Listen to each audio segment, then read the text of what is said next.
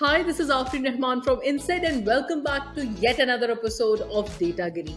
And today's video is on how to learn a programming language as fast as possible, right?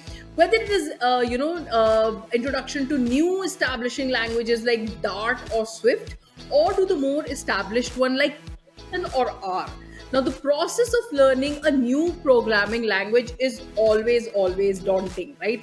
However, learning a new programming language quickly doesn't mean there are underlying shortcuts. You can't take shortcuts to learn these languages.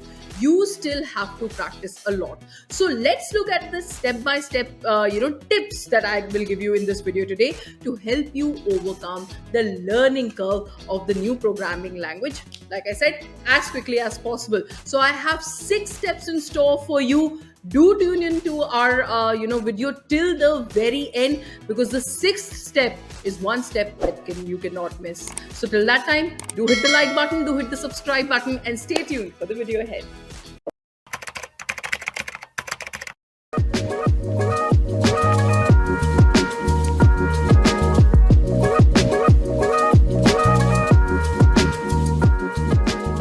So let's begin with our step-by-step tips journey to overcome the learning curve of the new programming language. Now, the step number 1 is research the important concepts. Find out what is so important for you to learn before learning a new programming language, right? Get a short introduction on it. Just like we start reading a new book, we always read this intro part at the back of the cover. You have to do exactly that. As you will be going fast, right? When you're learning this programming language, you will have no time to rethink about it, right? So the first and the foremost thing that you've got to do is get acclimated with what you would like to do with the language and what the language is capable of doing. Also, the various opportunities it produces in terms of job scenarios and the type of work you intend to do with it, you have to take in consideration that as well. Now, next you'll have to figure out what kind of resources you will be comfortable with to learn these concepts, right? Because some of us prefer to, we have our own unique style of learning, with sticky notes, and we'll create some mind maps, whereas some of us would prefer to read books, some of us would prefer to go through videos, some of us would just prefer to, dive right into it and start practicing, right? So when you figure out what type of learning you're comfortable with, you collect the resources according to it. However, one can also learn by mixing up all these types of resources, right? Now, the second tip is first the language, then anything else follows, right? So what happens is people often make the mistake of trying to get the hang of different libraries first, right? But that often results in a lot of time getting wasted. So first, I would always recommend that you get familiar with the language, then you go for the framework. Then third, this should be the mantra of everybody's life. My third tip is practice the language, just like maths, just like any other subject, right? The concepts that you have learned earlier are still fresh and have not been internalized in your memory. Now, the best way to make the concept a part of your memory is to practice them, right? Now, this enables the essential programming concepts to be kind of like installed in your brain for the very long run. So rather than going around each concept of the programming language and wasting time, learn the important concepts first, right? You can learn things while practicing on websites like LeetCode, Hacker, Rank. There is CodeChef. There is also CoderByte to test your concepts. Do not worry, I'll give the links to all these websites down in the description box. Do go check it out and let me know in the comments, how did you feel this entire experience of checking out these websites? Was it helpful? Was it not helpful? Let me know in the comment section, right? Now coming to my next tip, right? Next tip is you use code reviewing sites, right?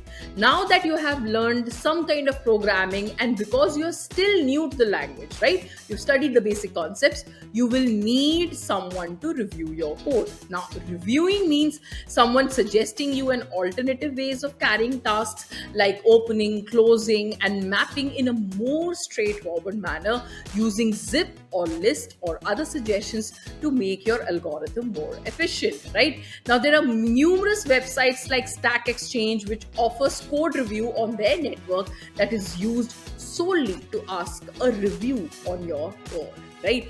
Then the next step is going through codes, and that is a lot of them, right?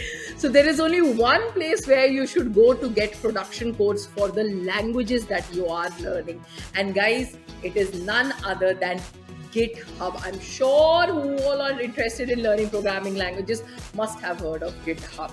Now, production code is a tested and stable code that has no chance of crashing and is made for real life implementation. So the more you look at these kind of codes, the more your language will get refined, right? And then comes the final step. The step that I told you in the starting is the most important if you want to learn a language ASAP, which is to build projects, right? What better way to learn and get some confidence in your programming skills than building some projects, right? Like if one has chosen data science, try analyzing a data sets using different algorithms, right? Try starting from simple projects. For example, for Python, there are basic projects like number guessing, dice rolling simulators, email slicer, etc., right? If you are working with SQL, start from something fun like creating a database of your friends and their details, right? Student database management system or employee management system, right? For data science, movie recommendation system project, customer segmentation using machine learning and sentiment analysis model in R, right? Now, learning a programming language is not easy and it depends on your previous knowledge, but it also varies depending on how you can learn and how much you can practice. So you need to figure out on how many hours you need to put in a day based on the skill you already have to cut down the learning time in terms of the months. Well, these were the top, I believe, 7 to 6 tips that I gave you.